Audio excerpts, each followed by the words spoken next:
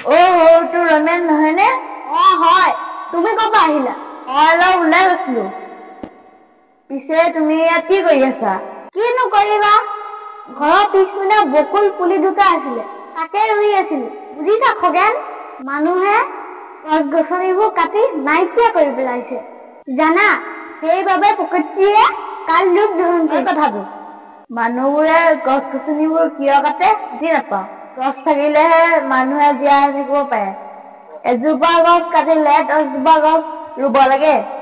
সৰুটো জীৱন আহিছে, জীৱন তুমি কোনফালে যোৱা? মই তোমালোকক দেখি আহিছো। কিয় বা আহিলা জীৱন?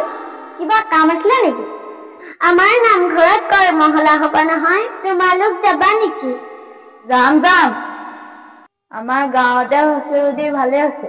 মই বাৰু গুলুকদানতকে কথাটো শুনিছো, আকৌ হয়নে নহয়, নহলে আকৌ মনটো বেয়া লাগিব নহয়।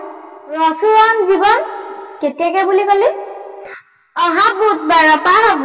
তোমালোক আহিবা, মই যাওঁ এতিয়া।